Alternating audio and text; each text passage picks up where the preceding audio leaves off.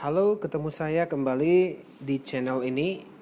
Kali ini saya ingin membagikan sebuah tutorial penting untuk sebagai alat bantu di dalam memahami Alkitab ya.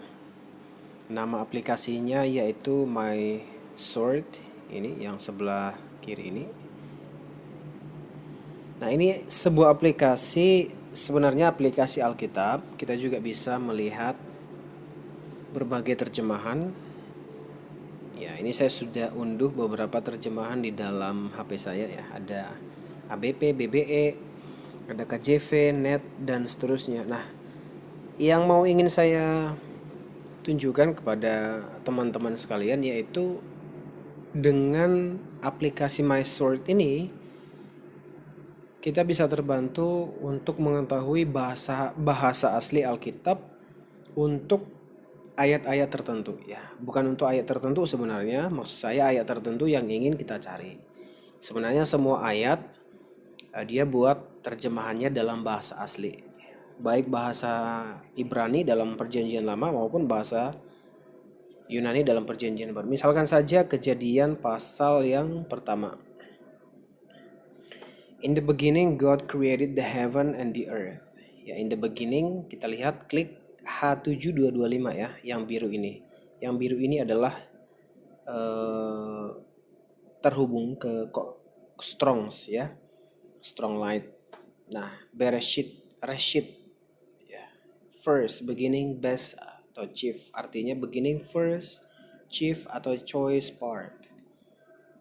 Nah, demikian juga dengan kata, misalkan Anda ingin memilih kata apa? Kata God, coba kita klik H430. Nah, untuk kata God di sini di Kejadian pasal 1 ayat 1 ini dipakai kata Elohim.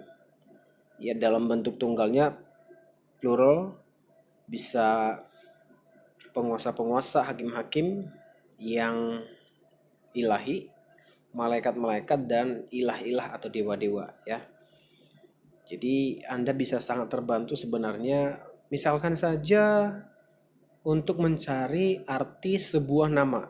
Ya, contoh ya arti sebuah nama, coba kata mungkin Abraham kali ya. Oh, Sarai. Nah, ini Abram. Kejadian 17 ayat 1. And when Abram was 90 years old. Nah, kata Abram ini sebenarnya apa artinya dalam bahasa Ibrani? Coba kita klik H87. Nah, kata Abram ini ternyata artinya yaitu exalted father, yang artinya original name of Abraham. Nama asli dari Abraham. Kan ini nama Abraham ini kan diubah oleh Tuhan sendiri. Nah, sebenarnya artinya dalam bahasa asli yaitu exalted father, ya, ayah yang ditinggikan. Ya. Jadi untuk perjanjian baru juga sama saja ya sebenarnya prinsipnya. Jadi kita bisa mengetahui arti nama-nama. Misalkan saja di silsilah. Ya, kita ingin tahu arti nama apa? Misalkan David. Matius 1 ayat 1 ya. G1183. Coba klik. Nah, artinya apa? Second King of Israel and ancestor of Jesus Christ. Ya, ini mungkin hanya arti. Coba kita klik lagi H1732. Nah, arti David yang sebenarnya yaitu beloved.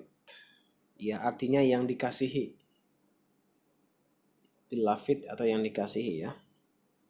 Jadi apa sih tujuannya untuk mengetahui atau memakai aplikasi ini? Aplikasi ini sebenarnya bagi saya sangat bermanfaat. Karena apa? Saya bisa mengetahui ayat kalimat-kalimat tertentu atau kata-kata tertentu yang saya ingin melihat di bahasa aslinya apa sih artinya. Ya, ini kan lumayan menolong ya bagi para pengkhotbah, bagi dosen atau mahasiswa teologi atau orang awam jemaat biasa dalam memahami kata-kata tertentu, nama-nama yang kita ingin tahu artinya apa sih dalam bahasa Indonesia. Ya mungkin bisa saja Anda ingin mencari nama untuk seorang bayi yang baru lahir dari Alkitab. Jadi nggak usah capek-capek lihat di toko buku, walaupun masih bisa sebenarnya. Tapi kan kita ingin memilih nama Alkitab, ya lihat saja di sini. ya, ada di bagian pencarian. Misalkan cari nama apa? Nama siapa coba? Nama Peter, coba Peter. Oh, nah ini Peter itu coba di Matius. Nah, di Matius pasal yang ke-16 ayat yang ke-16, ini Peter coba ya, klik ayat 16 G47:4. Nah, ternyata bahasa Yunani Peter itu atau Petrus yaitu Petros yang artinya a rock or a stone. Ya, sebuah batu, sama saja ya, sebuah batu. Ya, one of the 12 disciples of Jesus, salah satu murid dari Yesus gitu, dari ke-12 murid Yesus. Jadi artinya Peter yaitu adalah rock, sebuah batu. Nah, sedangkan arti kata Simon, coba kita klik G4613. Nah, ternyata arti kata Simon ini sama saja ya. Simon. Coba deh yang lain. Coba arti kata Paulus. Ya, kita cari arti kata yang terkenal aja ya. Nama-nama yang terkenal. Nah, coba ini. Kisah Rasul 13 ayat 7. Ya. Klik kata Paul ya.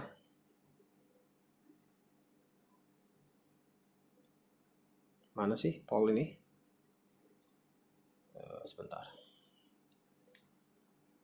Ini yang muncul tadi Paulus ya. Nah, kisah 13 ayat 9 ya. Is called Paul. Nah, coba kita klik G3972.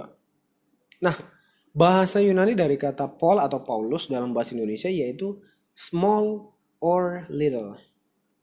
Kecil.